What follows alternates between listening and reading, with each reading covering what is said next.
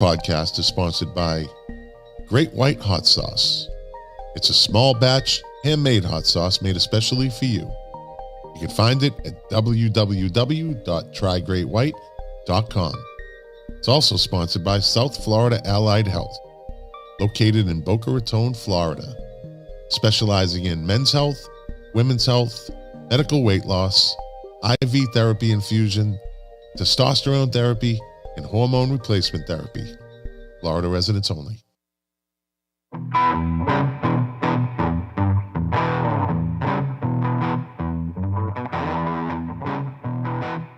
Well, here we are, episode 90. And on this episode, Jack is back. Again. It's like a Jack in the Box. Now you see him, now you don't. Anyways, on this episode, we're going to talk about some music news and an old list of best guitarists that myself and Ted Nugent have a little bit of an issue with. But I'm sure Jack will be, no, whoa, who are you, blah, blah, blah. I can't wait. I just can't wait. So sit back, relax, and enjoy the debate and show.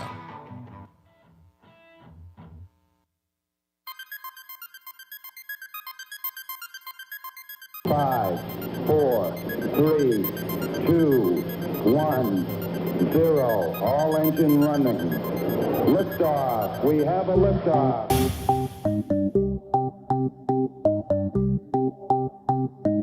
The KOFB Studio presents Milk Crates and Turntables, a music discussion podcast hosted by Scott McLean with his co-host Jack Calabrese. Now, let's talk music. Enjoy the show. Thank you, Amanda, for that wonderful introduction as usual. Welcome to the podcast. You know the name, I'm not going to say it. Streaming live right now over, YouTube, Facebook, Twitch, Twitter, D-Live, wherever. We're live. We're live all over the place. Jack's back this week. He's, his contract, as I said last week, gives him this carte blanche to just take days off. You know, if he's not feeling up to it, he can just take a day off. I don't know how he worked that in. I didn't give him that perk, but somebody did. Or somebody's lying, one or the other. I don't know. So anyways, this is episode 90. We're 10 away from 100. That's kind of cool. As a matter of fact, I took a screenshot of something today. And let's see, where is it? Of course, I won't be able to find it. Here it is. So, you know what? Let me bring on no funky introduction for Jack tonight. Let's just bring him on. Talking to him before the show, he seems kind of dull. Seemed to be in a dull mood. So here he is, my friend Jack. Hi, Jack. Welcome to the show, Jack. Hey, how are you? Welcome to the show, Jack. Welcome back, Jack. What's going on?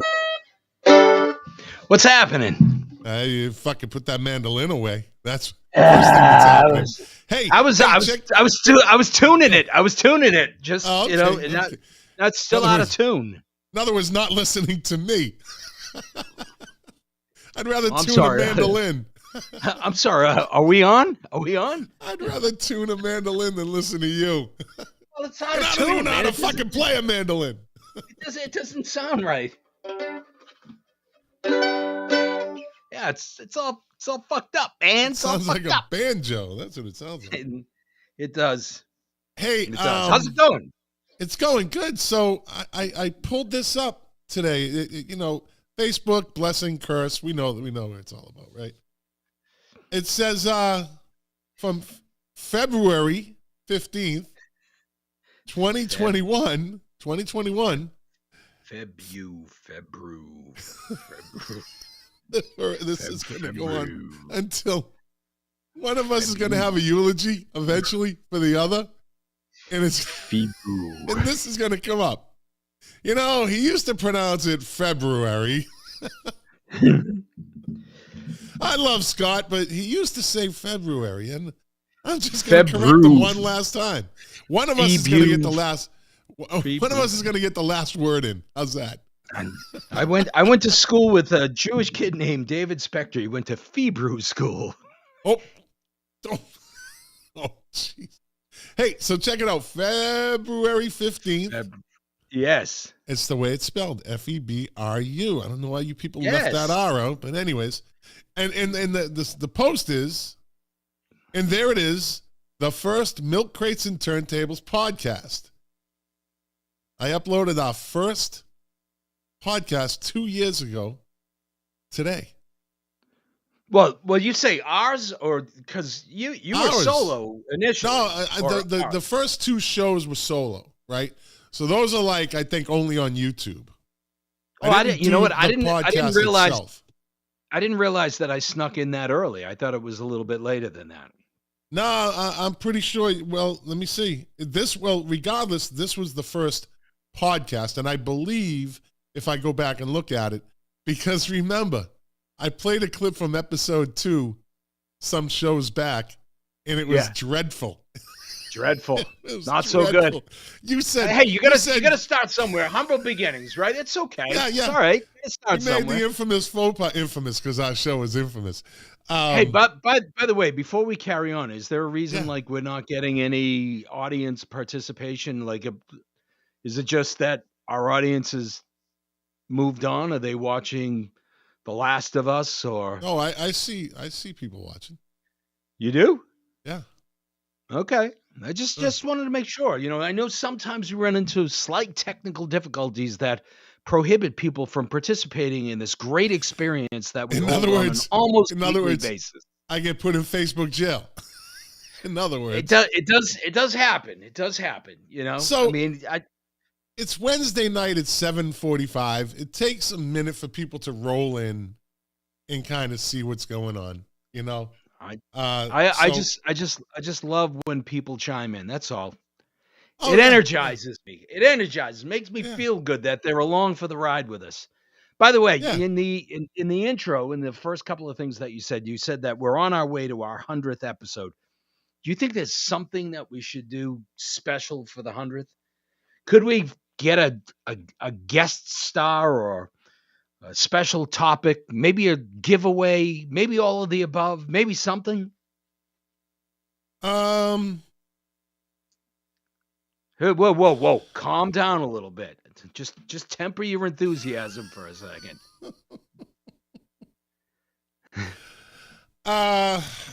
See. Maybe. Oh, all right. Woo! Yeah. Maybe. It's not out of the question. It's not out of the question. So, maybe we can give away 100 bottles of hot sauce on our 100th episode. Hey, who's this guy, Scott McLean? Hey, you're my favorite host. Somebody's commented in with my name. Saying, how did that happen? You're my favorite host. I don't know. How did it happen? I don't know. The Chinese and the Russians are here. It's the fucking balloon again.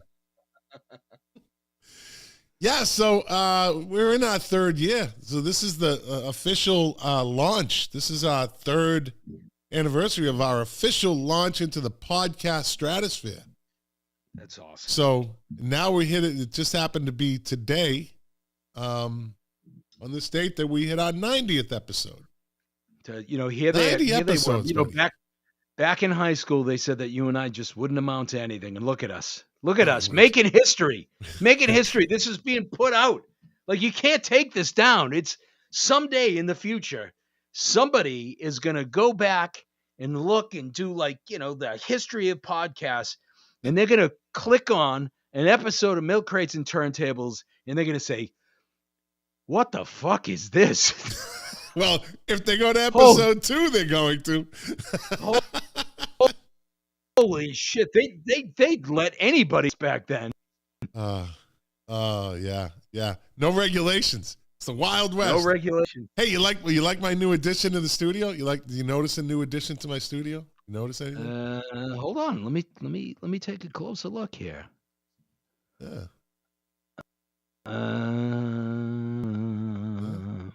Is it the chairs? Oh. Look the other side. Look all the way across the other side of the screen. See that light? Yes. I can't see the light. Oh, you can't see the light? Can't see it. Really? Can't see it. How can you not see it? What do you see next to me? Hold on. I don't know why this is over here. Why is this here? Anyways, it's a 1982 Pac-Man cocktail table edition. Well, that's all original. Fantastic. Yeah. Yeah. Good deal, man. Yeah. So, all right. So what do we got? We got music news. I came across this. Yes, this isn't a good one. Came across this right before we came on the air. And let me see. The headline is Duran Duran guitarist says his cancer diagnosis is a death sentence. And it goes on to say Duran Duran's guitarist has described... It's Andy Taylor, right? Yeah. As it described his advanced cancer diagnosis as a death sentence in an interview with People magazine published on Wednesday. Andy Taylor, 61, publicly revealed in November he has stage 4 prostate cancer, describing his condition at the time as not immediately life-threatening. As harsh as it is, it's a death sentence. That's awful. He says you sort of walk out of the hospital in stunned silence because you could never be prepared for. You've got to start from the fact that it's a slow burn and it's going to take you quickly. That's horrible. That's horrible. That is horrible. I as you know, I lived through something watching that. Not that particular band, but and it's tough for everybody involved. But when you have millions and millions of fans, which makes it, just spread the sadness spreads that much more, Sure. And sure. I what do you say to that? It just was. I didn't like reading it. It wasn't. I read as much as I just read now, and then I just stopped reading it. I can't read. It's too bad. I mean, come on. Well, he is a huge '80s icon, without a sure doubt. He is. Sure he is. I mean, he's been in and out of the band for years. He's probably been the most infrequent member. And I don't know. He hasn't been with the band, I don't think, in a little bit. And it probably has to do with, his illness. But even prior to him being ill, he was in and out of the band. He started Power Station, right? But the band carries on. As a matter of fact, there are tickets going on sale for them. They're playing the Garden, if you can believe it. So coming to Boston in the fall, and they're playing the Garden. What is this? Oh, that's one of those promotion things. Oh. No thanks, Static Maker. Nah, we're good. Wow, crazy. We don't need bots. We don't need a fake audience. Dude, we have a new sponsor. Yeah. Hi, want to offer promotion of your channel. Viewers, followers, yes, blah, blah, blah. Yeah. Okay. Hey, speaking of Andy Taylor and his situation, how about Raquel Welch died today? Wow. Yeah, that was a hard blow to every male baby boomer. That was a tough one because she was every boy's dream. She was the it girl when we were kids. She was the it girl in the 90s. She was still, even in the mid 2000s for her age, she was like, whoa, talk about genetically blessed. Very beautiful woman. Yeah. Very beautiful. And made her bones in 2001. What was it? BC, 2000 BC. What was the name of that? 1 million BC. Yeah, 1 million years called. BC. Yeah. Yeah. Made her bones. I didn't see any bones. I saw lots of dinosaur skins. Yeah. Yes. I don't know. Were there dinosaurs in that movie? I don't remember. I remember 2 big dinosaurs, but I don't know any other dinosaurs. So here's your first multiple choice question of the day. Oh, you're asking me a question? Yeah. Wow. In terms of beautiful women and admiring in a very respectful way, and something that we grew up with. Don't just be a man and just say who's the hottest. No one's gonna cancel us. You sound like you're avoiding saying who's the hottest bitch on the planet. So this is why I don't ask questions, because you rip them apart. Trying to ask a fucking question. Go ahead. All right, so here you go, you prepubescent boy, just coming into a whole new time in your life where you get all those weird feelings and blah blah blah. Yeah. Here's your choice: Raquel Welch in 1 Million BC, or Jane Fonda in Barbarella. Oh no, it was Raquel Welch. It was Raquel Welch. I don't know. Jane Fonda in Barbarella. So, no doubt. No doubt. What's small? And by the way, talk about unintentional continuity in this show. Barbarella, that's where who got their name?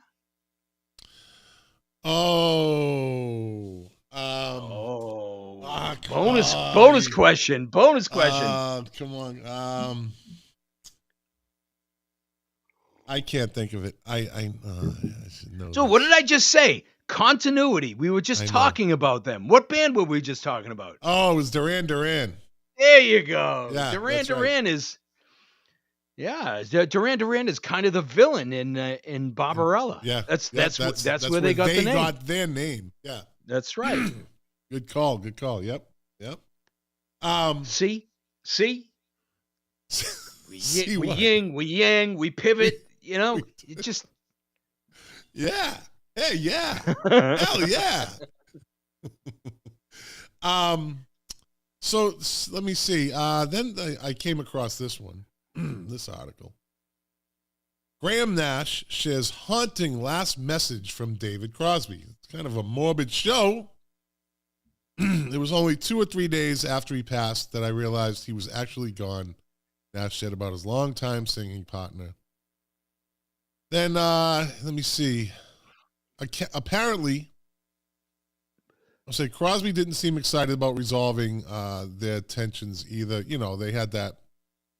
They kind of had their back and forths. Sure. Crosby had made it known that he didn't really like any of them anymore anyways. Says, I'm not going to talk to him. I don't want to talk to him. I'm not happy with him at all, Crosby said. To me, that's all ancient history, man. That was brought up in an interview with David Crosby about the other guys. He said, but Nash told AARP that we were getting a little closer at the end. Apparently, Crosby sent Nash a voicemail saying he wanted to set up a time to apologize. I emailed him back and said, okay, call me at 11 o'clock tomorrow, your time, which is 2 o'clock on the East Coast. He never called. Then he was gone.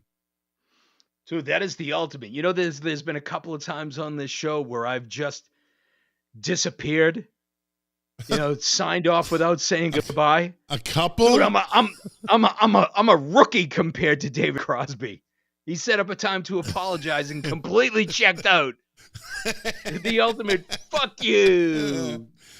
I wasn't going to apologize anyway. Yeah. I'm going to leave you hanging. How do you like them apples? It's but it's just a shame. I mean, and I know that you and the Music Relish guys were talking about feuds. I mean, think about it. Whether it's Ted Nugent and Joan Jett, the Oasis guys, the Kinks guys, or whatnot. Here they are. They have the greatest job in the world. They travel. They make all types of money. They have this charmed life, and they still find these petty ass squabbles to occupy their time. And it just goes to show you, man, regardless of how much money you might have, you You got to be nice, man. You just got to be nice. There he is, the man, the myth, the Russian bot, my friend, your friend of the show, Perry Denovich. Yeah, give him enough of that. Did you get his reference? Yeah, in the year 2525. Yeah, who was the band or the artist? Isn't it something crazy like Zager and Evans or something like that? Yeah. Perry would know. He says in the year 2525, if man is still alive, milk crates and turntables will survive. There you go, buddy. There you go. By the way, just looked it up. The 1969 hit song by the American pop rock duo of Zager and Evans. Yeah. Good call, buddy. Good call, man. And I do you know why there was no song in the year 2626? Zager and Evans had a terrible falling out where they just trashed each other and they never got back together. And then one of them died and left the other one. And then one of them See how that works? See how that works? See? Yeah. Hey Perry, I want a music relish sign. He has this sign in the back of his. I don't even have a milk crates and turntable sign in there. Oh, you should get one. Nice neon. I should. I don't know where I put it in this background, but he has this music relish sign, and I was like, I want one of those. I want a music relish sign. Scott, where are you going to put it? You're an adult man. You're a 58-year-old, 59-year-old man. Right. You can put the sign right next to your Count Chocula guy up there behind you. Well, let me see. I got Frankenberry to the left of him and Booberry to the left of Frankenberry. So I'd have to do some rearranging. And the Larry Bird jersey, I mean, I guess I could put that somewhere. A music relish sign next, and then I'd have a milk crates and turntable sign next to that. Yeah. Do you have the Frankenberry, Booberry, and Count Chocolate because you love those characters, or you love that cereal, or you had nothing else to put up there? They're pop culture icons.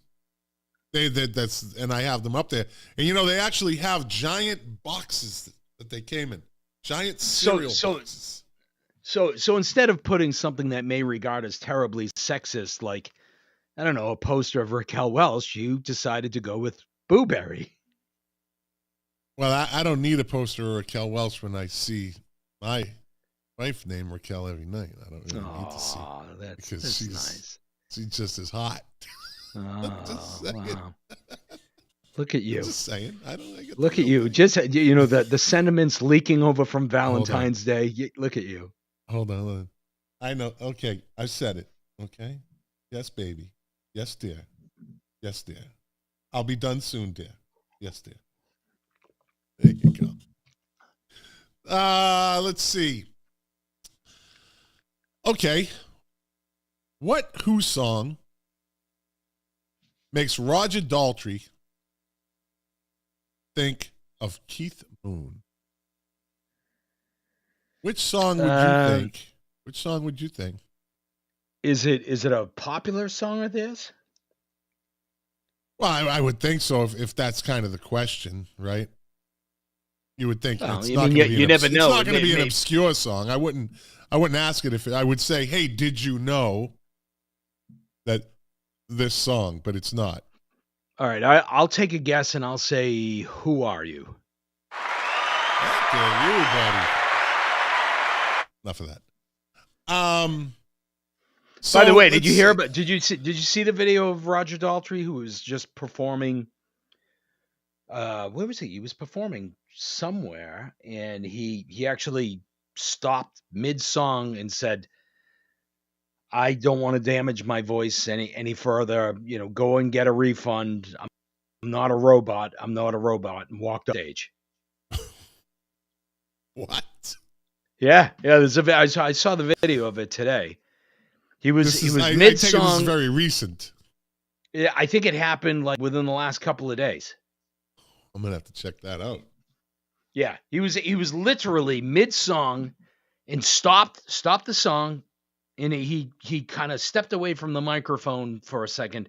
It almost looked like he kind of gathered himself together, and then he came back and he started to re-sing the lyrics that he was just, and then he just stopped, and he said, I had indigestion earlier. and I can't sing, and I'm going to further damage my voice and not ever be able to sing again. So go get a refund. I'm sorry. Thank you for coming out. I'm not a robot. And ripped off his earbuds and walked off. Yeah, good luck getting the refund. Yeah. That ain't happening. So let me see. Roger Daltrey said, "Who Are You" is the Who song that makes him think of Keith Moon. A bonus question. Why would you think Who Are You? You know what? I go back to watching the movie, The Kids Are All Right. And just because he was ferocious in terms of the way that he played, but also he was very, very animated and maybe even playing up to the camera a little bit, that I think that, maybe Roger felt nostalgic about. Well, the drummer died in 78 at age 32. I can't believe he was only 32. That just always blows my mind. After a struggle with addiction, in a new interview with Vulture, the singer also revealed that he's found an actor who could star in the Moon biopic he's been working on for more than 15 years. Wow. Quote, we're obviously having a lot of trouble with Keith at the time when we made that album, Daltrey said of the 78 Who Are You? He wasn't in the best of shape. He was indulging in quite a lot of naughties. It was a difficult time. But when he came together to do that video to promote the album, Keith joined in on the backing vocals, and he was hysterical. He added that there's something about Keith, no matter how naughty he was, you'd have to love him. You just have to love him. He was a rascal.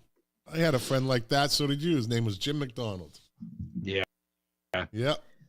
So, well, yeah, you know what, you can tell, like if you see the video for Who Are You, and again, I saw it, when the Kids Are All Right first came out. They're there. He's behind the drum kit and he's going nuts and he's making faces, but then they cut to, I think, the four of them that are all around a microphone doing like the hand claps and like the backing vocals. Yeah. And Moon is he's being silly. He's kind of drumming in air and he's spinning it, and he's making them all crack up. And they're all trying not to crack up, and even he's not. So, I get that. I think that was the tour that they came to Boston on. He wasn't, of course, with them. But, it was a year later. It was 79 that they played. So they played the Boston show a couple of days after Cincinnati with the kids that got trampled. Yep. So those. So, did I freeze with Kenny Jones? Yes. Yes. There we go. The Jack's Faces. There you go. Who just never. And there we go again. Network connection. Jack is losing network connection, it seems like. That New Hampshire Wi-Fi. So Jack is frozen. I don't have a mandolin to play. So let's see what happens. See how this is. You people that listen to the show or watch it. No, this happens. This has happened more than a few times, so we'll just play on through. Let's see. What do I have here? All right. You got, let's go with this one. I watched a video the other day of this. And it is, I don't know how they're doing it, but Jack's gone. Motley Crue played their first show without Mick Mars on February 10th.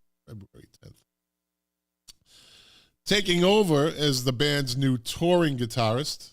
There we go. And he's back. What happened?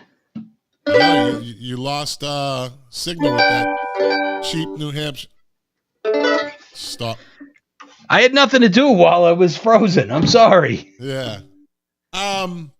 So Motley Crue, I was just reading to the audience. Motley Crue played their first show on February 10th without Mick Mars filling in and taking over as the band's new touring guitarist. Oh, Mark Smith, just, you know what? There you go. Starting already. All right. Hey. No. Don't you reach. Don't you reach. Don't you listen to Mark Smith. Don't listen to Mark Smith, Jack. Don't do it. I'll put you in. Okay, you hold the pick. You can hold the pick. I will put you in the penalty box.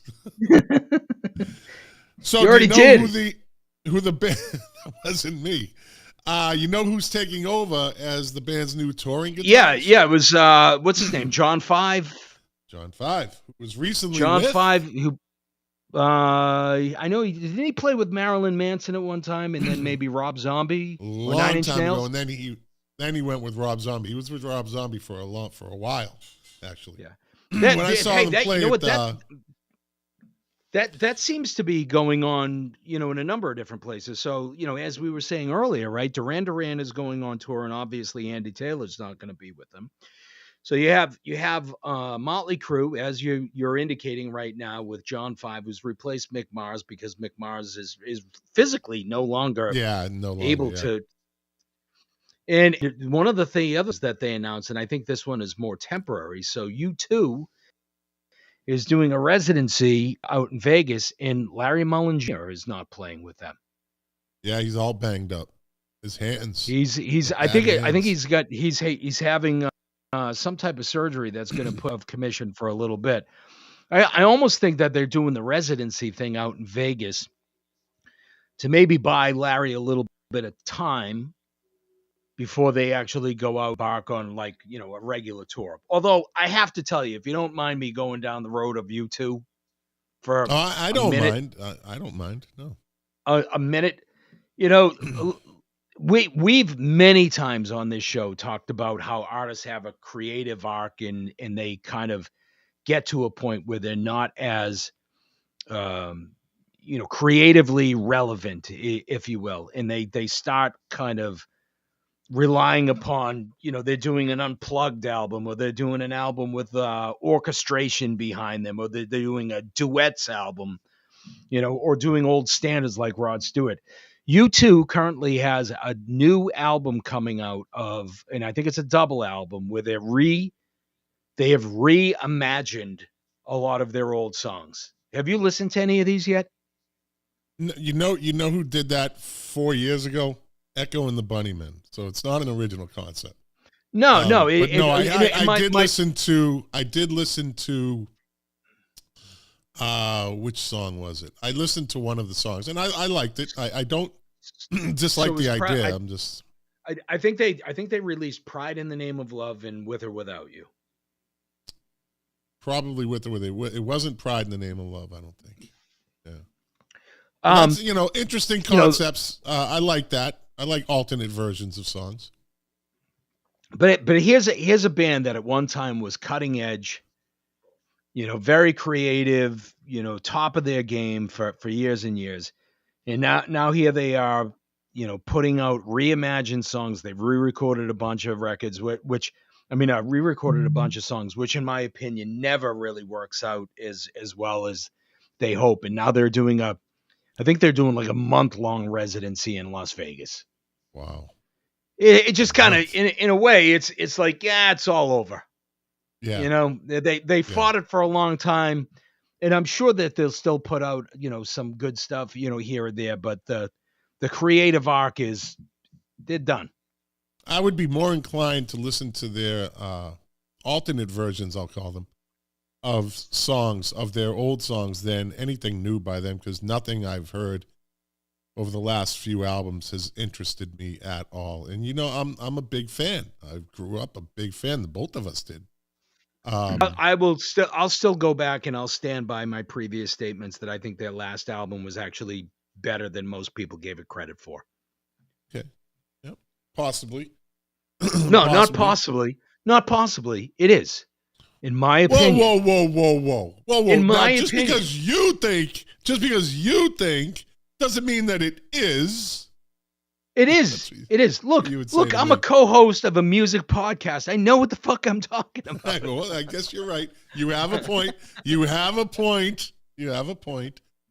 No. Go ahead. I'm sorry. No, go ahead. No, you. No, you.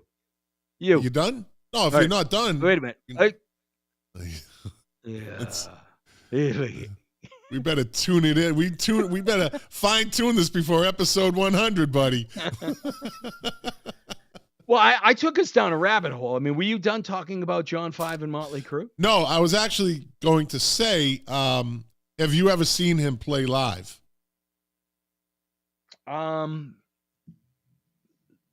So he played previously with Nine Inch Rob Nails? Zombie. He was with Rob Zombie for a long time, like over the last. So yeah. So years ago.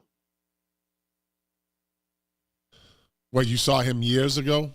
Because he was with Marilyn Manson, I believe, before that, and then they had a falling out. They actually, there's a video of those two having a fight on stage. Really, I've seen Marilyn Manson twice. I saw him on the Antichrist Superstar tour, and then I saw him once. He played the Marilyn Manson headline the BCN River Rave. Imagine this. Marilyn Manson was the headliner. You know who some of the other bands were? The Cult, the Black Crowes, Aerosmith, Green Day, Coldplay. But wow. Marilyn Manson was, they were the hot band at the time. Absolutely they were. Let me see. So John 5.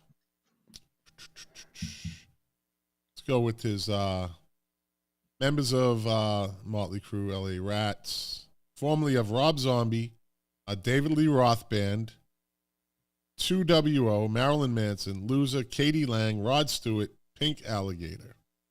So he was with Marilyn Manson probably in the late 80s, in the early 90s, maybe. I may have some, but I thought Marilyn Manson's guitar player was named Twiggy. Twiggy was the bass player. Oh, Twiggy, he played bass. Twiggy actually makes an appearance in the Metallica documentary. What is it? Something Monsters. Some kind of monster. Some kind of monsters. When Jason Newsted left the band, they auditioned bass players during that documentary, the making of that, and Twiggy showed up. And that little clip was very interesting because he came in dressed in his Marilyn Manson type, garb to Metallica. You know what I mean? Like, this isn't going to work. It isn't going to work. And Twiggy he's a good bass player, but that's when they picked up, what's his name? Trejo? Yeah, Rob Trujillo. Rob Trujillo, yeah. They that's a great scene in that too when they tell him he has the job, and they're all sitting around the table. And they cut him a check for $1 million. $1 million we're putting in your go take care of your family. Go do what you have to do. You're part of the band. That's fucking amazing. That's cool. That was amazing that they did that. That part is cool. Kid, and he was the right choice. He's a ferocious bass player. Did you ever see his kid? You see his kid play bass? Yeah. Fucking plays with. He went out on a couple of songs with Korn. There's videos of him playing with Korn. Yeah. Like they were bring him out. Yeah, by the way, just because we're talking about it, Jason Newsted, Metallica's former bass player, is coming back into music. There was he had some interview that he was doing where he was getting back into metal. Okay. All right. So I mentioned at the intro of the show that that there's this list. So last week I was with the Music Relish guys. They were on the show and we were talking about feuds, and one of them was Ted Nugent and Joan Jett, and how Ted Nugent still has heartburn with Joan Jett being put on the 100 Great Guitarists list. And I do too. She has no right to be on that. For the sole reason of, in my opinion, that they put her in there, but they left off Ted Nugent, Zakk Wylde, Johnny fucking Marr, Dimebag Darrell, Alvin Lee, John Five. You see that fucking guy's his resume. Guy is no fucking joke on the guitar. And they put fucking Joan Jett in there as one of the 100 greatest guitarists. She's actually listed, and I'm going to give you the list. And these are the people that this idiot ranked behind her, okay? So at 100, you have Kim Thale, guitarist from Soundgarden, right? Yep. Then you have at 99, Greg Ginn, blues-based rock player. He played with Black Flag, I guess. Lee Stevens, do you know who that is? Lee Stevens. He was a heavy metal. He was playing in '68 before heavy metal had a name. He was one of those shredders of eardrums. Number 97, Robert Rudolph, pedal steel guitarist. Great guitar player. Number 96, Angus Young. They have fucking Joan Jett ahead of Angus Young. I have a little bit of a fucking issue with that one. Number 95, Kevin Shields. He played with My Bloody Valentine. They were what they referred to in the 90s. It came right after the Manchester scene. Shoegazer, they called it. Shoegaze music, where the band would just stand there and play. And he was one of the architects of it because he just stood there and stared down the whole show at his feet. So they called them shoegazers. So what year did this list come out? 2015, I think it says. But there hasn't been one that I found that's been updated by Rolling Stone. But just the fact that they made that 100 greatest, I mean, they're not going to, the people they left off should have been on there even in 2015. So you had Bert Janisch, Fred Sonic Smith from MC5. Then you got Wayne Kramer from MC5.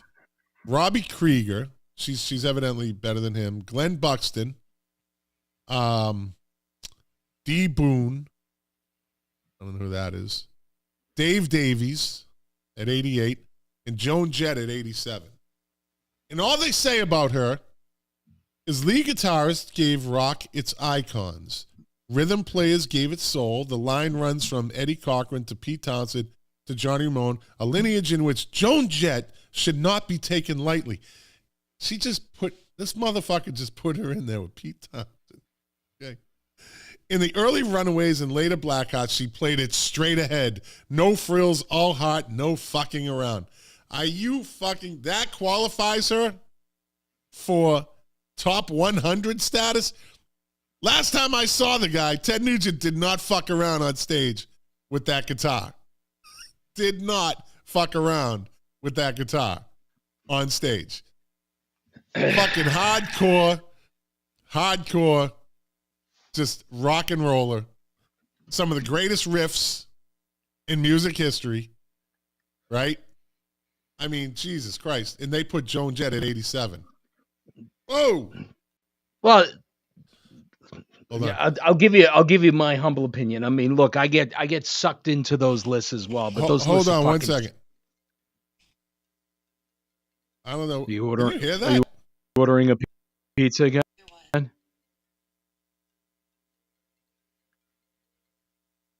Hello? I just had a FaceTime from my Amanda. From who? Our intro girl was Amanda. Oh. She was FaceTiming me.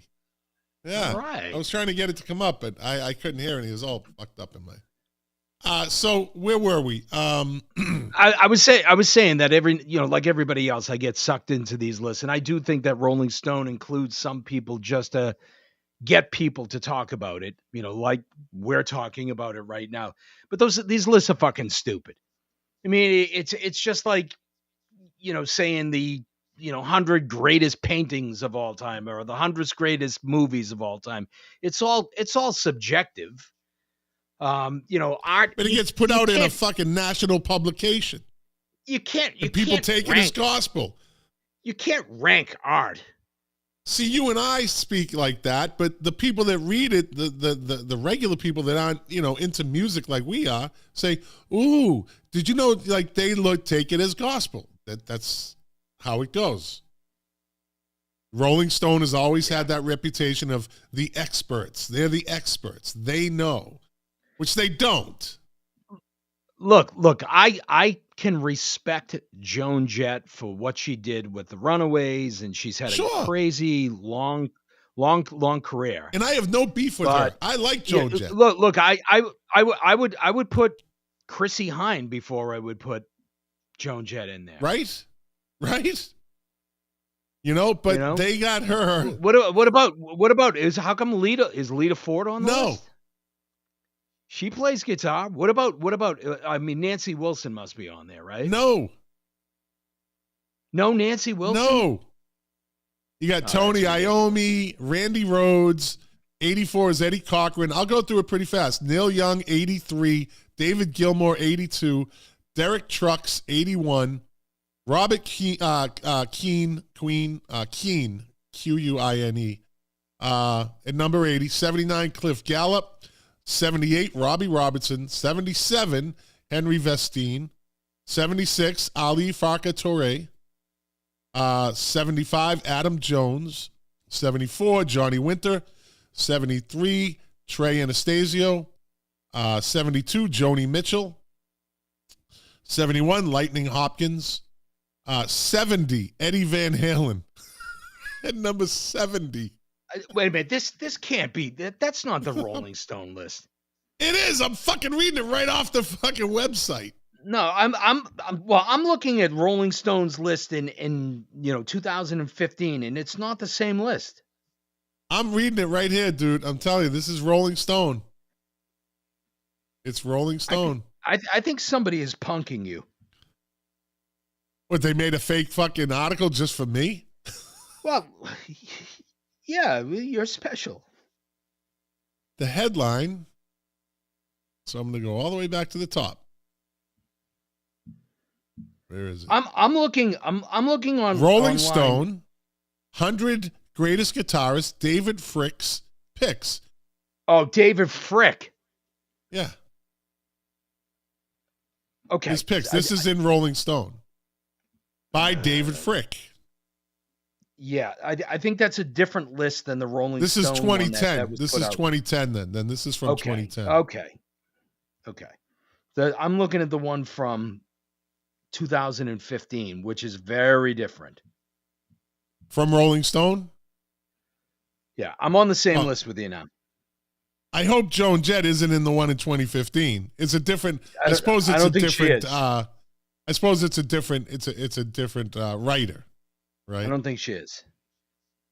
Good, but still, the fact that she made this list is fucking amazing, and that Eddie Van Halen is number 70, and Angus Young is like 94. Are you fucking kidding me? But hold on. See, I think that the challenge that we're having right now is Rolling Stone put out a couple of issues where they had, rock's greatest singers, greatest songs of all time. And they put out a list in 2015, their official Rolling Stone list. Stop. Wait a minute. It's 100. Wait a minute. Let me finish. Okay. This list, the one that you're referencing with Joan Jett, is based upon the opinion of one critic, of David Frick. Right. Now, the one that they did in 2015, they actually had a whole bunch of musicians actually vote on it, like Dan Auerbach from the Black Keys. Yeah. So you gotta remember that David Frick is a quirky, nerdy music critic that listens to all types of eclectic, goofy things, and I don't put nearly as much stock in this list as I do the official one that was voted on by musicians.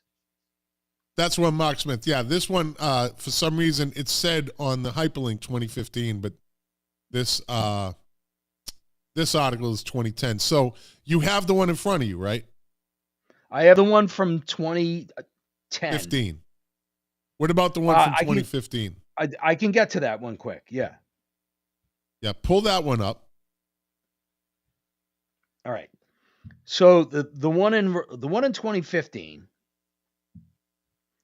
So they assembled. This is what it says. We assembled a panel of top guitarists and other experts to rank their favorite and explain what separates the legends from everyone else. Featuring Keith Richards on Chuck Berry, Carlos Santana on Jerry Garcia.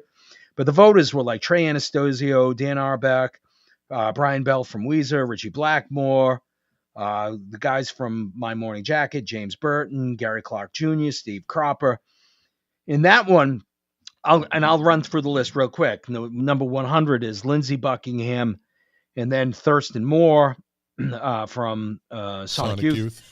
Alex Lifeson is 98. That seems really high for him. 97, Steve Jones of the Sex Pistols. 96, Bruce Springsteen. 95, Roger McGuinn. 94, Peter Buck from R.E.M. 93, Paul Simon. 92, Dimebag Darrell. 91, Dave Davies. Number 90, Tom Verlaine of Television. Hold on. Dave Davies is 91. Tom Verlaine, 90. Ronnie Bell. Let's see. Who else? Bonnie Raitt. Carl Perkins is 88. James Hetfield is 87. Jay Mascis from Dinosaur Jr. 85 is Andy Summers. 84, Joe Perry. That's pretty high for Joe Perry, don't you think? High. Yeah. That's pretty high. 83, Eddie Hazel. From Funky Maggot Brain. Yep. 82, Nels Klein. 81, Lou Reed. 80, Buddy Holly. 79, Mike Campbell of Tom Petty and the Heartbreakers. 78, John Fahey. Let's see. 77 is Willie Nelson. 76, Robert Krieger. 75, Joni Mitchell. 74, Dick Dale. 73, Kurt Cobain. 72, John Frusciante. 71, Robert Johnson. 70, Jack White. 69, Richard Thompson. 68, John McLaughlin, who's a great guitar player. 67, T-Bone Walker, Texas blues guy. Oop, I just lost it. Let's see. 66, Leslie West of Mountain. 65, Slash. 64, Dwayne Eddy. 63, Johnny Winter. 62, Robert Fripp. 61, Dickie Betts. 60, Ron Ashton. 59, Robbie Robertson. 58, Peter Green. 57, Rory Gallagher. 56, Albert Collins. 55, John Lennon. 54, Joe Walsh. 53, Otis Rush. 52, Clarence White. 51, Johnny fucking Marr. Hey, there you go. Let's see. Where am I? 50. Hold on. It's tough on the phone, you know? Where the hell is it? Where is it? Ron Ashton. So we got into the 50s. Hold on. Give me a second. Give me a second. I got time. So 55, John Lennon. 54, Joe Walsh. 53, Otis Rush. 52, Clarence White. 51, Johnny Marr. Oh, man, it keeps doing this. What's it, refreshing? Yeah, they have it, it's such a long list that they have it, broken down into, different sections. And my phone keeps going to ads and all types of crazy stuff. So you have, let me see, what were we down to? 50? John Lennon, 50. Joe Walsh, Clarence White, Johnny fucking Marr. So hold on. And then you got to hit the red. I'm almost there again. I'm almost there again. 50 is Richie Blackmore. 49, Muddy Waters. 48, Johnny Greenwood, Radiohead. From Radiohead. 47, Stephen Stills. The Smile, Stephen Stills. Stephen Stills, underrated guitar player, fantastic guitar player. 46, Jerry Garcia. 45, Link Ray. 44, Mark Knopfler. 43, Hubert Sumlin. 42, Mike Bloomfield. 41, Mick Ronson. 40, Tom Morello. Can't believe Tom Morello is rated above like Joe Perry and Joe Walsh. Yeah, you know, again, I don't know how you could possibly, you know, what they're doing is Tom Morello's a great guitar player, but yeah, it's just based upon, you know, they're going by who voted for who. So, you know, if you got a bunch of older guitar players or younger guitar players, and you know, there's a lot of people that don't have a great respect for Joe Perry. As a matter of fact, and you and I have talked about this on an earlier episode, there were a lot of rumors that Joe Perry actually didn't even play lead guitar on the first 2 albums. I don't remember talking about that, but I'd find that hard to believe. I can't believe that you don't remember that. You don't pay attention when we do this show? Well, sometimes you have a tendency to talk long. Fuck you. Go on and on and on. Blah, blah, blah, blah, blah, blah. I make faces and I nod my head a lot, but anyways, 39, Steve Cropper. 38, The Edge. 37, Mick Taylor. 36, Randy Rhoads. 35, John Lee Hooker. 34. Love John Lee Hooker. 34, Curtis Mayfield. Very underrated guitar player. No, he's not. He's on the top 100 list. He's number 34. Joe Perry's 84. Well, you just said Stephen Stills was underrated, so I throw my underrated in there. We got underrated guys. Jesus. And then right in front of him at 33, which I think he could probably be higher. So this is going to be interesting. Prince at 33. He played arguably the greatest power ballad guitar solo in history with Purple Rain, but and they actually mentioned in his solo on the all-star performance of While My Guitar Gently Weeps during George Harrison's Rock Hall of Fame induction 2004 had Jaws on the Floor. 32, Billy Gibbons, who was not in the other list, by the way. Yeah. David Frick is an David frickin' moron is his name. Music lover. You know, he's not a ZZ Top guy. You know, you can't go by Frick's list. It's bullshit. Frickin' idiot. That's the list. That's the name of the list. Idiot. 31, Ry. Hey, what number is Mark Smith? Coming up on it. We're coming up on 31 is Ry Cooder.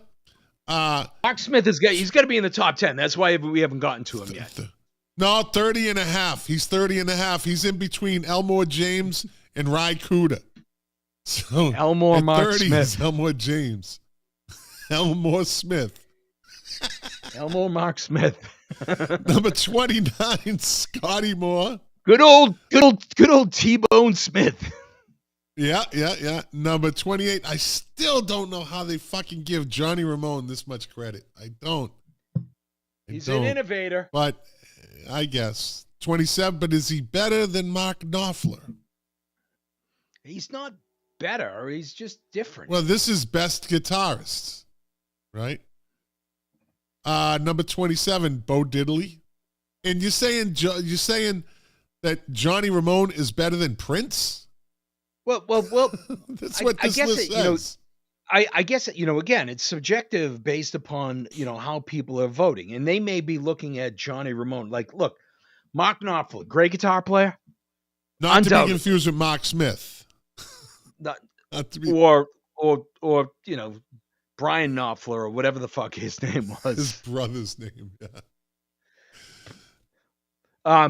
But you know what? If you try to climb into the thought process of some of the people that were voting, they may be saying, look, Mark Knopfler is a great guitar player, right? But Johnny Ramone and the Ramones were such an influential band that they actually pushed them ahead of Mark Knopfler, who's a very talented guitar player. But did he create anything new in terms of genre, sound? I mean, he had his own sound, no question about it, but Johnny Ramone was a fucking 3-chord god. That's all he really was. But look, even you just called him a god. I said that sarcastically. 3 chords.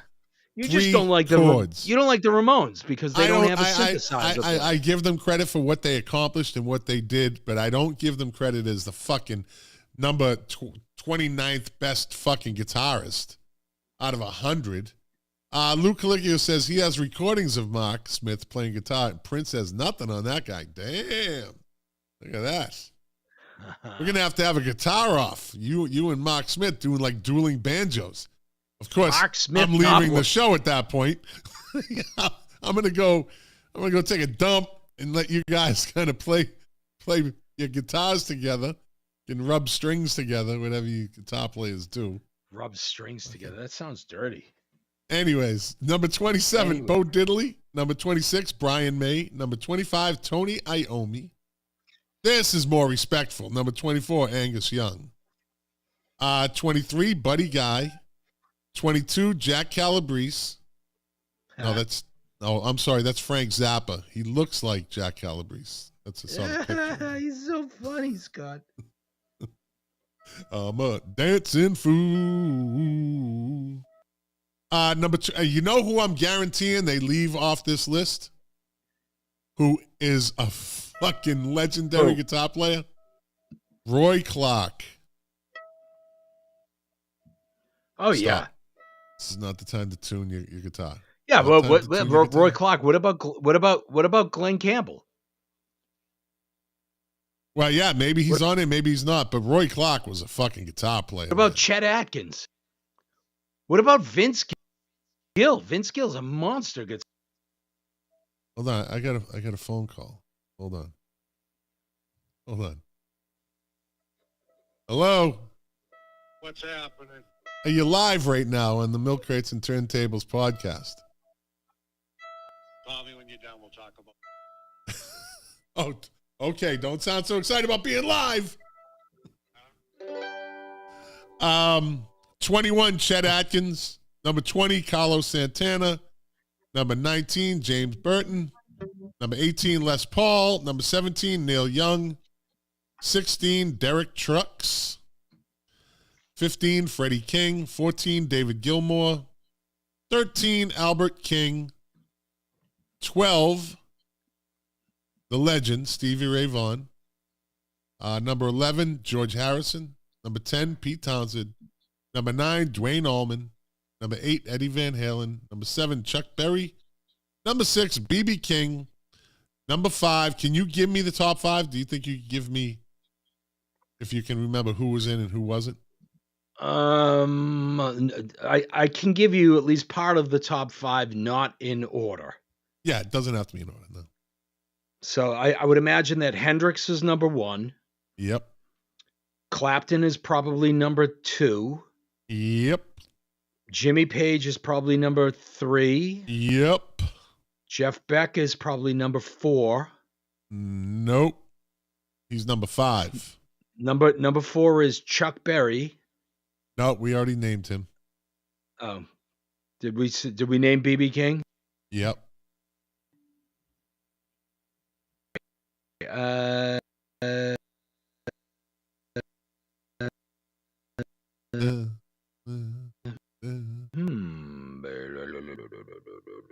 Was Eddie Van Halen already named? Yep. Was Eddie Van Halen named? Yep. You have bad reception again. Keith Richards, number 4. Yeah, I don't. Oh yeah, shit. But you did good. I mean, it's Keith Richards. The usual suspects. It's the usual suspects. Yeah. Right? That's why I was like, this kind of it's not that hard to do the top 5. Yeah. Because it's always them. It's always them. Yeah. Yeah. Yeah. You know who else? No, you know who wasn't on it still? Ted Nugent. Yeah, but Ted neither was Joan Jett. Didn't make the list. Neither was Joan Jett. There's no way in the world. I mean, look, like Billy Gibbons wasn't on David Frick's list, and you think that Ted Nugent's going to be on there? Come on. I agree. Let's see. That's all I had for. You know what I just found? I just had this article. Here it is, right here. How did I lose it? Had it. No, that wasn't it. How the fuck did I just have it? Where was it? Looking at an article. Is it in Google? Let's see. No. It was, I'll bring it up. I'll find it next week. It was an interview with Nick Cave on songs being canceled. Oh, you're talking about next week? Are we done? Can I go? I had the article. I can't find it. Huh? What's that? Nick Cave. Man, talk about a guy who's experienced tragedy. Man, oof. Yeah, I know. Lost both of his kids. Oof, terrible. Yeah. Are you a Nick Cave fan? You know I am. That's a no. You know I am. Jesus. You're so full of... One of the things in the article was the interviewer asked him, I guess there's some stadium in England or somewhere around there that they banned the song Delilah because she gets stabbed in the song, right? And they asked Nick Cave, what do you think of songs being canceled? And he says, well, I'd like the fact that a song is it's kind of so not vicious, but so bad that it's outlawed. So they consider it so bad that it's outlawed. And the interviewer says, well, considering you did an album called Murder Ballads, all about murders, don't you think, are you worried that that in the future that might be, an issue? And we'll leave it right there for his reply. But yeah, you're talking about a guy, literally the name of the album is Murder Ballads. Yeah, I love man. Nick Cave. That dude has some dark lyrics, man. Yeah, he's one of those guys. He's almost like Tom Waits, and where he gets very theatrical and really, really dark, but then he has like the sweetest ballads that you've ever heard. Yeah. Oh, absolutely. The album Skeleton. I can't wait. I've never had the opportunity. We were supposed to see Nick him. Cave, and it didn't work out. We were supposed to see him, and they ripped us off. They ripped me off, motherfuckers. Yeah. But he, let me see, where is it? He does a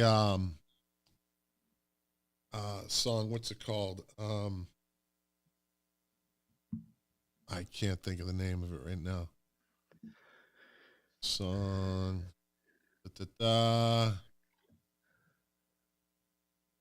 Anyways, I can't think of it. But we'll bring that up next week. But what's going on with you, man? Okay, you know what we're going to do? We're going to jump into top 10s this week in 1995. Can you hear me? I'm watching you glitch. You're having terrible reception tonight. Yeah, you got. I'm having terrible reception tonight. Maybe you should. That time of the show. Is this a setup? Is this the time of the show? Is this a setup? Are you setting up? No. Did you do this on purpose? No, not at all. All right, top 10 this week in 1995. At number 10, Hold My Hand by Hootie and the Blowfish. Number 9 this week in 1995, Sukiyaki by 4 p.m. Number 8 this week in 1995, Jack reads a book, Always by Bon Jovi. Number 7 this week in 1995, Candy Rain, Soul for Real. Number 6, You Got to Be by Desiree. Number 5 this week in 1995, Baby by Brandy. Number 4 this week, Another Night by Real McCoy. Did you like them? Did you ever like that type of music? That Real McCoy? Like, they had a string of hits. It's dance music. It's more like club dance music. Yeah, you know what? I didn't dislike it. I mean, it's not anything that I would actually go out and buy. Yeah. But, if we were out in a club or, if it came on, yeah, that's fine. Yeah. Another night, another day, another lonely night. It's these songs that drill into your head. They fucking drill into your head. Like them or not. Number 3 this week in 1995, On Bended Knee by Boyz II Men. Number 2 this week in 1995, When She Looked Like a Real Human Being. Take a Bow by Madonna. Instead of a bloated, whatever. And number 1 this week in 1995, Creep by TLC. Great song. Hey, Jack, you know what time it is now? You know what time of show it is right now? This Day in Music! This Day in Music! Yay! Hey! Here we go. All right, on this day, and we'll start from the top and move to the bottom. On this day in 2013, Chubby Checker launched a $500,000 lawsuit against Hewlett-Packard for including an app on its phones and tablets that was not only named after the 71-year-old musician. I just muted him. Muted. You good? You back? Okay. So they put an app on their phone, not only named after Chubby Checker, but the app measured a man's manhood based on his shoe size. Oh, God. I have a funny feeling Chubby Checker won that one. I have a funny feeling. On this day in 2006, winners at this year's Brit Awards included James Blunt, who won British Male Solo Artist. British Female Solo Artist went to KT Tunstall. Coldplay won Best British Album for X and Y and Best British Single for Speed of Sound. The Kaiser Chiefs won Best British Group, Best British Live Act. British Urban Act went to Lamar. British Breakthrough Act was the Arctic Monkeys. International Breakthrough Act was won by Jack Johnson, with Madonna winning International Female Solo Artist. Green Day won International Group and Best International Album with American Idiot. And outstanding contribution to music went to the one and only Mr. Paul Weller. On this day in 1997, U2 went to number 1 in the UK singles charts with what song? 91? 1997. 1997. Beautiful Day. Nope. Discotheque. Saw off the Pop album. Saw them at Sun Devil Stadium. I was waiting. Yeah. On this day in 1991, Kelly Emberg. This one's pretty good. Kelly Emberg, the ex-girlfriend of Rod Stewart, filed a $25 million palimony suit in Los Angeles. The couple lived together from 85 to 90. Stewart later said, quote, "Instead of getting married again, I'm going to find a woman I don't like and just give her a house." Good one. Not so good was on this day in 1988 after singer Joe Elliott, right, from Def Leppard, had referred to El Paso as, quote, "the place with all those greasy Mexicans." Def Leppard were forced to cancel. I'm just reading what's in front of me. Def Leppard were forced to cancel a concert in El Paso after they received threats that the gig would be disrupted. Do you think it would be disrupted? On this day in 1979,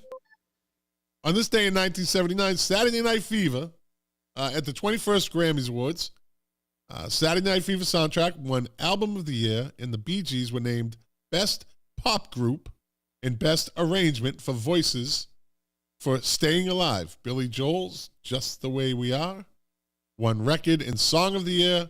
And Donna Summer's Last Dance won 2 Grammys. Best Female R&B Vocal. I loved it. Didn't you? I love Donna Summers. She was great. Everybody did. Everybody loved Donna Summer. That's it. On this, speaking of she died way too young. Yeah, she did. Yeah, breast cancer, right? She had cancer. Yeah, she actually, I don't know if it was breast cancer, but she died of cancer, and she actually blamed 9/11. Okay.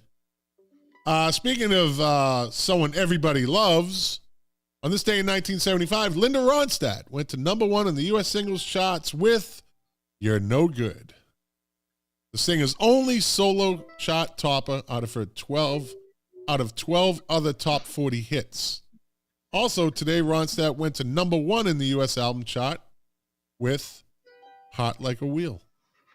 On this day in 1969, Sly and the Family Stone started a 4-week run at #1 on the U.S. singles chart with "Everyday People," their first #1.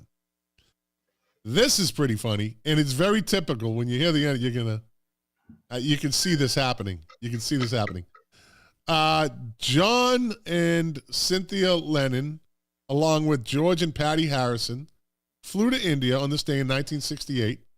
Flew to India to study meditation at Maharishi Mahesh Yogi's.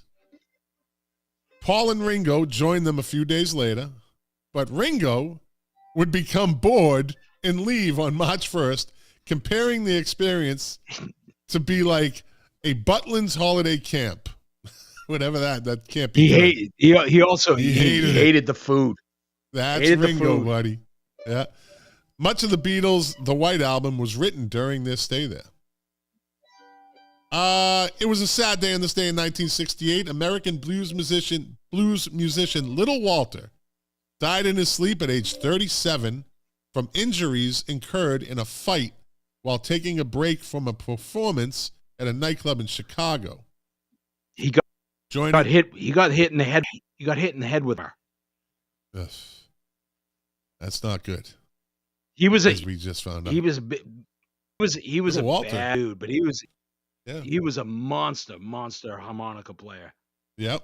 Joining Muddy Waters band. Scotty, here's your homework assignment.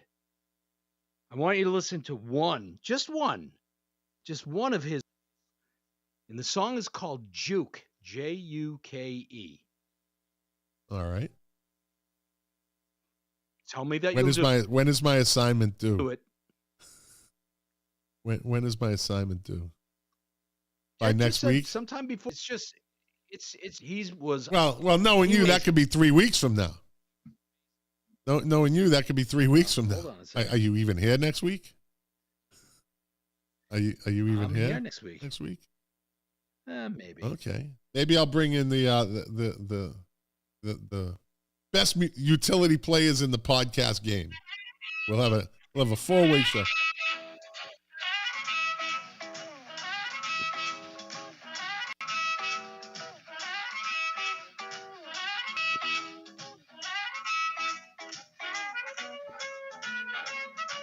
This should be your background music. Great tune. Yeah, I have no problem with that music. None. Awesome. None. Yep. It was another sad day on this day in 1965. American singer and pianist Nat King Cole died of lung cancer. On this day in 1964, the Beatles scored their first #1 album with Meet the Beatles. The album stayed on #1 for 11 weeks. The album sold over 4 million copies in the U.S. by December 31st, 1964. And on this day in 1962, Ray Charles. You know where Ray Charles went to school? Stop that. You know where he went to school for like 7 years? And Where? He has a real bond. He has a real bond with the place. St. Augustine. Oh, no kidding. Yeah. Cool. There was a school for the blind up there, and he lived there for like 7 years. And he had a real kind of bond with the community and the school, and he must have done stuff for them over the years. But yeah, in St. Augustine. Did you ever get to see Ray Charles? I never did. No. You know what? Ray Charles he was one of those guys when I was growing up. you kind of took it for granted, right? Because he was everywhere. He was that popular. You look back now, like guys like you and I, big concert goers, and it was like, oh, Ray Charles coming to the Boston Garden. We'd be like, yeah, okay. You know, I just saw him the other night on the Tonight Show. Or you kind of just took that stuff for granted. No, I think you're absolutely right. If there was a time machine, you know, that you could go back to just specific moments where concerts would come to town, and it wouldn't affect the what do you call it when you're not supposed to change anything in the continuum.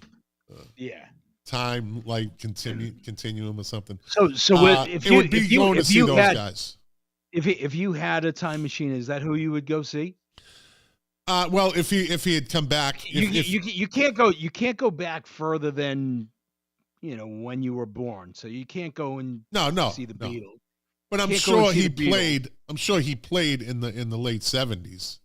Well, yeah, he was actually one of the first musical performers to play Fenway Park. Yeah, whether it was a club or it was something that he was playing, you know. I would love to have gone to see him, and you can go down the list of people. Frank Sinatra. I saw Sinatra 4 times. Did I invite that information? Four times.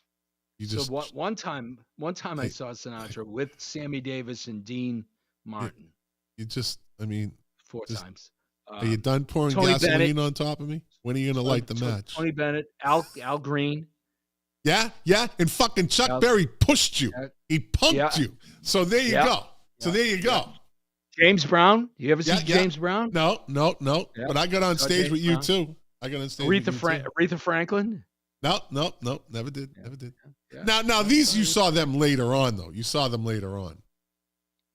Oh yeah. As a matter of fact, Aretha Franklin, I think it was the 6th performance prior to her death. Yeah. Which is still, you know, you go to see those people. So on this day in 1962, Ray Charles recorded "I Can't Stop Loving You" at United Studios in Hollywood. Miles Davis. I saw Miles Davis. I wouldn't see. I don't know if I would be interested to see Miles Davis because I'm not into that type of music.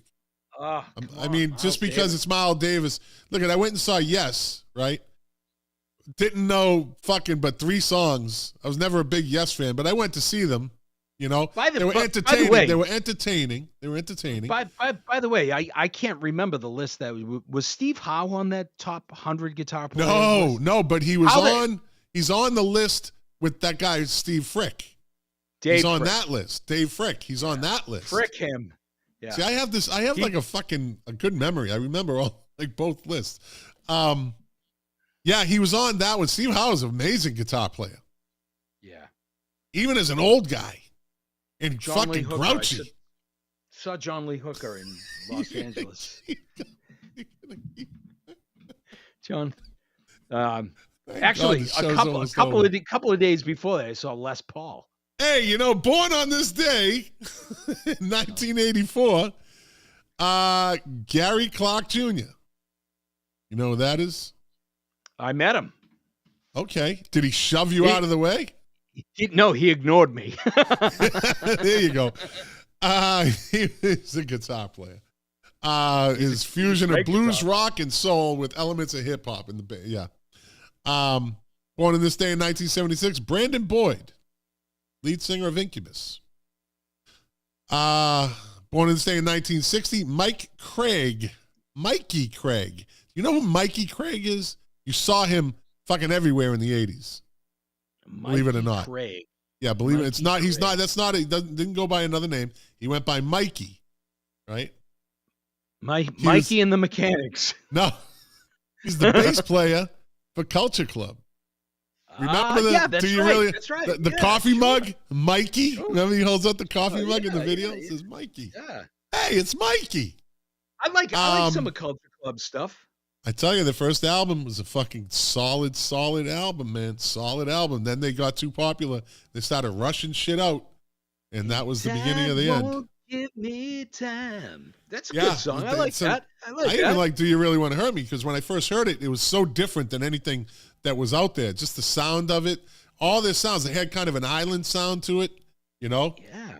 They had the steel drums in there. In the Church of the Poison Mind. Now that's their next album. That's when they started turning to trash. How about isn't there one of their later hits was what? Scott is stupid and David Frick is stupid and you are stupid. And everybody's stupid. Oh my God. Born on this day in 1959, Ollie Campbell. Who's Ollie Campbell? Ollie Campbell. I don't know. Singer with UB40. Oh, yeah. Yeah. Not one of my favorite bands. No, pretty unforgettable. Born on this day in 1953, John Goodsall. British American progressive rock and jazz fusion guitarist. You know who would know that? Lou would know that. Lou would know that. How come he's not on the list on top 100? Come on. Yeah, hey, listen. You know him and Perry Didovich. He says they have all these unreleased. They made all this music. They used to make. They got a whole fucking catalog of songs. Oh, there it is. I'm glad I'm almost done. Jack's first yawn of the show. Okay. Anyways, moving on. Born in this day in 1952, Melissa Manchester. Born in this day stupid. In 1950, Billy Ficker. Billy Ficker. This group's been coming up a lot lately. American drummer who put together the Neon Boys with Richard Hell. Was a founding member of Television. They've been mentioned in the last 3 or 4 fucking shows that we've had. Television. Do you ever listen to any of their stuff, like Marquee Moon? Oh man, what a great record! I'm sure I've heard it. Yeah, it's Marquee Moon is like 11 minutes long. Yeah, I'm sure I've heard them. I'm not going to say I was a fan. I'm sure I think I even have the album, but I don't know. Maybe I'll go listen to it now. They keep popping up. Hey, you know what a friend of mine got me in Jacksonville? He got me a 12-inch from 1982, unopened, still sealed, of The Clash, Rock the Casbah. Oh, that's cool. Yeah. What's on the other side of it? What's on the other side? I think it's Rock the Casbah. I think it's 12. It's a 12-inch, so it's the same. It's probably a different version on the other side. I don't know. An extended play or something. The funny thing is on Combat Rock, that's probably one of the worst songs on it. And I like the song, but I just love the rest of that album so much better. Yeah. Born in this day in 1944. You know who Mick Avery is? Yes, Mick Avery is the drummer of the Kinks, and believe it or not, was one of the original drummers of another little-known British band called the Rolling Stones. There you go, buddy. There you go. And born on this day in 1941, Brian Holland of... You got it. Holland. Brian Holland. Holland. That's ABBA, right? Yeah. No. Holland, Dozier, and Holland. Holland, yeah, Motown. Yep. Brian Holland. Holland, Dozier, and Holland. Well, maybe it's not even Motown. I think Holland, Dozier, and Holland. From Motown. Like a lot of stuff from the Drifters and the Coasters and stuff like that. Yeah, he wrote for the Supremes, Marvin Gaye, the Four Tops, Martha Reeves, Freddie Payne, and Chairman of the Board. Yeah. All right, buddy, that's it. That's the show. We got right in under 90 minutes. Got it right in under 90.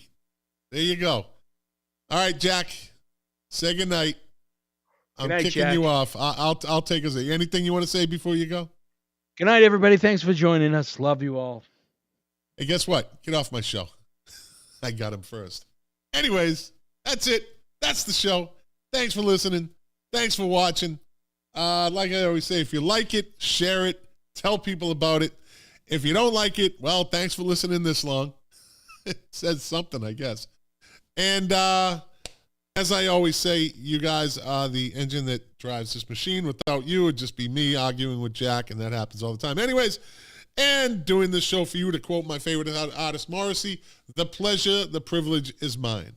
And we will be back next week. I think we're going to have a foreplay. We're going to have a foreplay next week. Let's see if Lou and Mark Smith want to come on with Jack. Chaos. See how many times Jack can insult them. I don't think they'll take it from him. I think they'll give it right back to him. I'll just be the referee. Anyways. All right, everybody. Thanks for listening. Thanks for watching. I'm going to go upload this now. And for you podcast listeners, you'll hear it in the morning, which will be when you get it. Blah, blah, blah. All right.